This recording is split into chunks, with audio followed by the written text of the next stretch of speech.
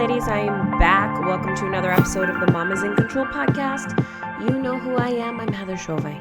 So, my voice is still recovering, and I've been thinking a lot about this cold, and I've been, oh my gosh, I don't know what has gone through me, but practicing what I'm preaching based on the podcast that I put up last week. Oh my gosh, ladies, we just need to honor ourselves and not beat ourselves up when we get sick. That was a huge thing for me. I'm like, what am I doing wrong? I had this huge aha moment the other day, and I'm going to share it with you today. So, you know, I've talked about red, green, and yellow zones. It's actually a podcast that I did a little back. I think it was titled Red, Green, Yellow Zones. I always talk about punishment versus consequence versus, just connecting with our kids. And one of the big things is tantruming, and how tantrums, meaning tantrums in life in general, that person is in their red zone. You can see this in a toddler. You can see this in a teenager. Heck, you see it in adults, right? Partners, they're in their red zone. They're just refusing to talk to you. A lot of people who don't have emotional intelligence, meaning know how to feel in control of their big emotions, tantrum. They have red zones, and it doesn't matter how often you say, you try to solve the problem. You have to wait till that person is back in their green zone. Let me give you an example of that. Sometimes you will, have an altercation with, someone in your family, and you're doing this conscious work and they're not, and that's okay. But something will happen and you will kind of, they'll freak out, they'll have a tantrum, and they just refuse to talk to you. And then sometimes you can't bring up the subject again for a month. Sometimes it can't be a year. But the point is that person is just living in their red zone, right? So last week I had this aha moment, and I was talking to my body, because that's what cool people do. Excuse me. And I was really tuning in to, why was I being so mean to myself about getting sick? What if this is the universe saying, Heather, let me just do my thing. Let me self-regulate. Let me, own my tantrum. And I thought, this is freaking awesome, right? Even though I know the skills, I know the tools, I know the strategies, I teach this shit, I'm not a freaking guru, expert. Like, we're human, and we have to realize that this is messy and very imperfect. So yes, I like to get shit done. I like to make magic happen. But the point is, I am not willing to do it at the expense of my health. So when I get sick, I get triggered. I'm like, oh, why did this happen? Did I burn myself out again? And the answer is no. Simply, my body was having a tantrum. I talked a little bit about this on the last podcast, but more clarity gave me the fact that when we hold ourselves accountable to becoming the best version of ourselves, we will piss other people off, including our life and our body. So, me and my body, we have this very intimate relationship that we are trying to repair. And I'm noticing that my body is kind of like a child. And how our children, I always say our children pick us to teach us where to grow. Parenting is personal growth on steroids.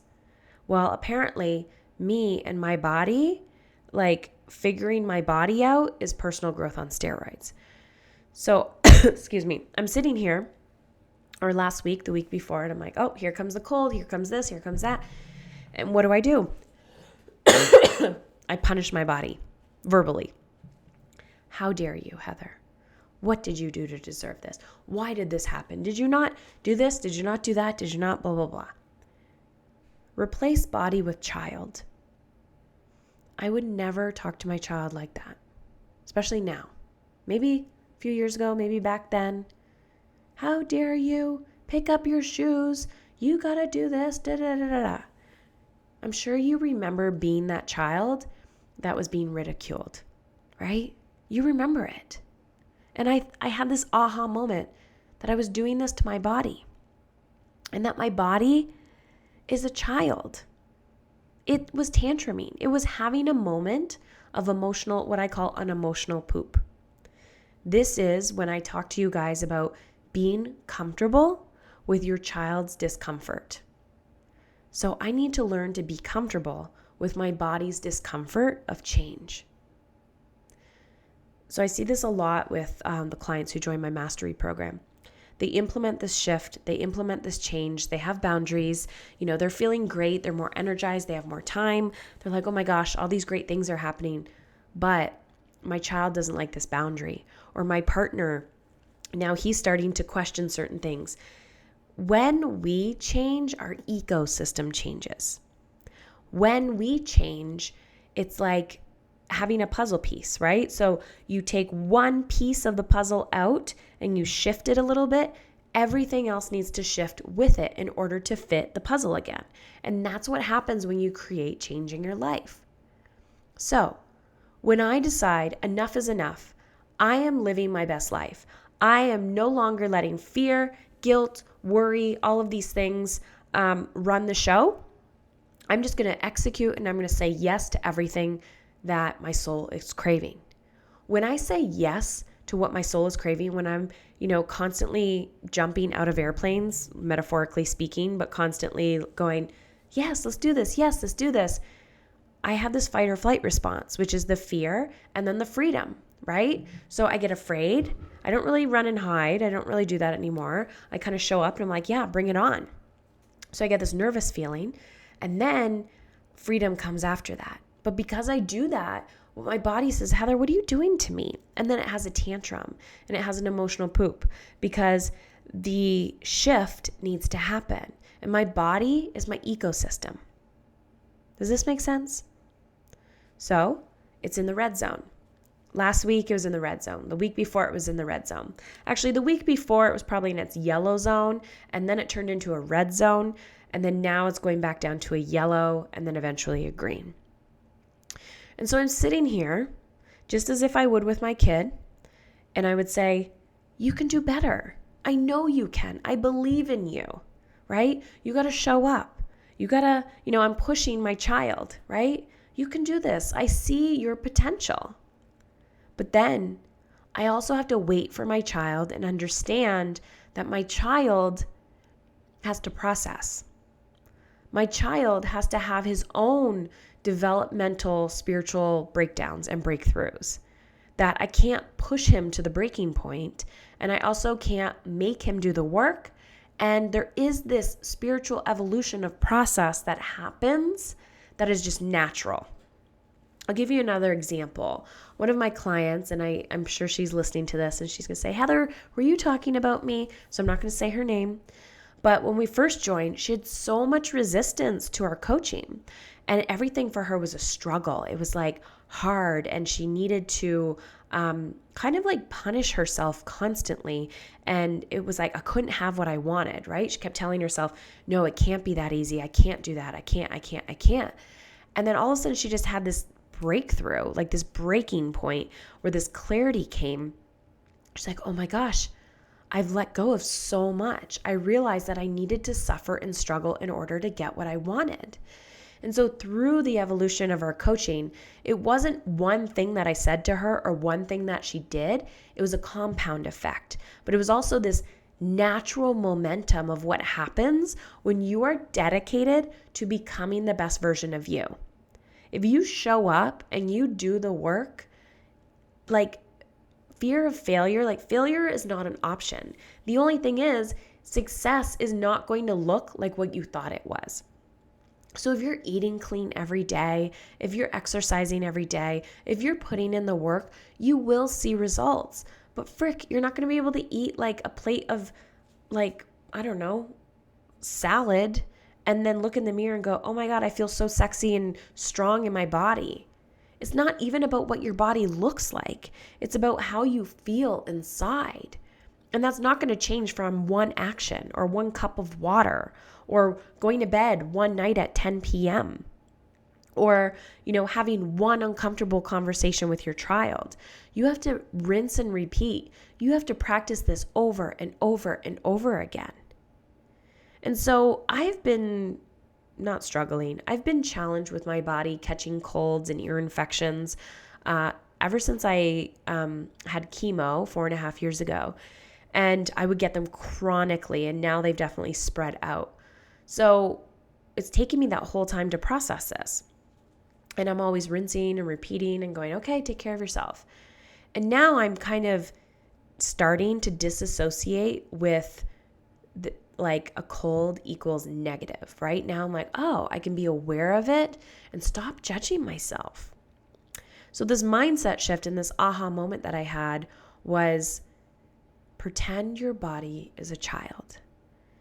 And when your body needs a moment to process because you keep saying, yes, yes, yes, understand that it's just recalibrating the ecosystem.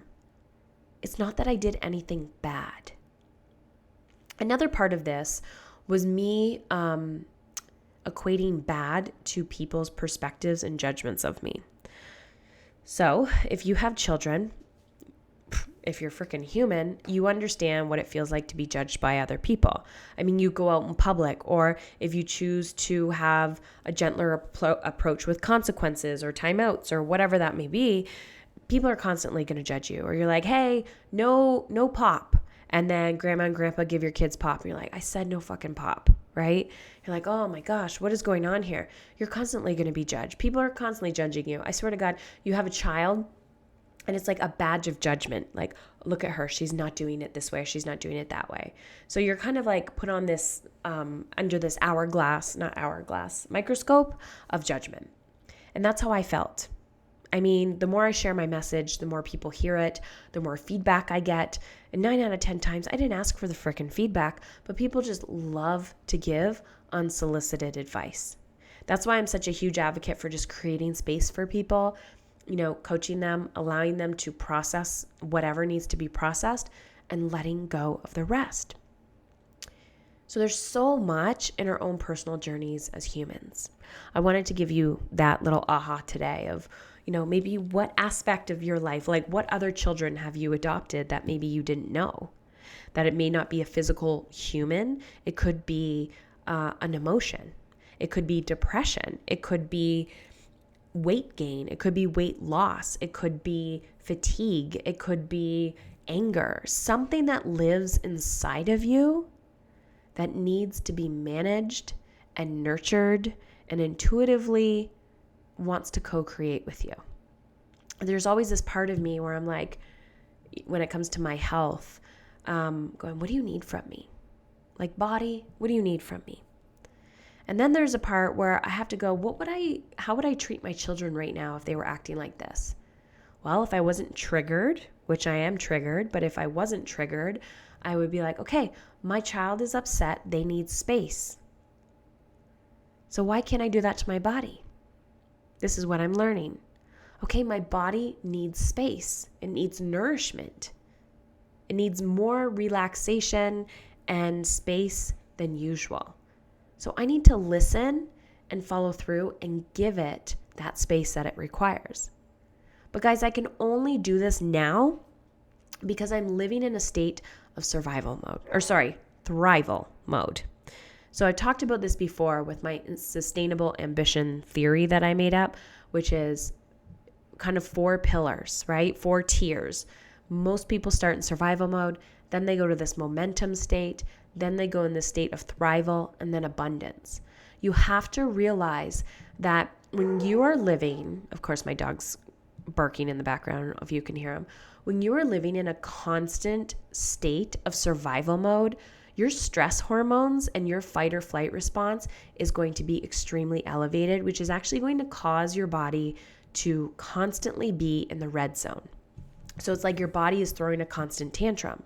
So when you ask your body, what do you need from me? And the body says, space. And what do I mean when the body says? I mean, just listen to your intuition. I need space. I need rest. I need water. I need a nap. I need to go to bed early. I need to be out in nature. When it says all of these things to you, you have to act and listen and respond. But when you don't give yourself that space because your brain and your body is in a state of survival, the body is thinking, well, she's not listening to me. Screw you. Now I'm going to get angry, right? Now I'm going to go in crisis so that I can get her attention. So understand that just by you being you and filling your cup every day more and more and more, what you are doing is learning how to give back to your body so that you can make a difference in the world. So when I listen to my body and I say, okay, you're in your red zone, you're in a state of, you're going back into survival mode or you're going into momentum, you need space and time from me. What do I need? And I implement that.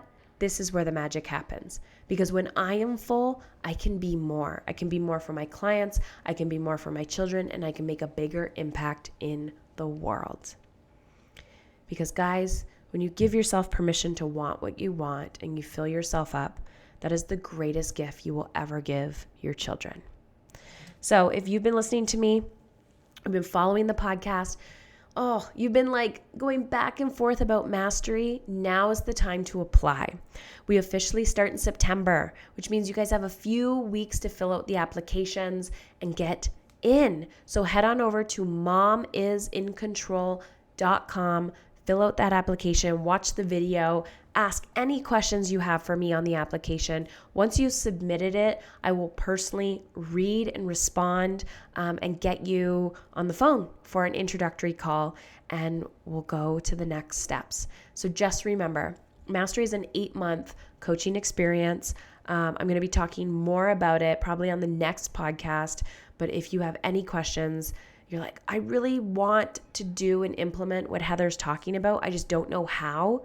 You got to let go of the fact that you can't get to where you want to be in your life without coaches and mentorship. I would not be where I am with chronically investing in myself and doing the work. So that is what Mastery is all about. Helping you become the person that you so deeply desire to be in your home and in the world. So head on over to momisincontrol.com, check out the program, fill out the application, and we'll be in touch.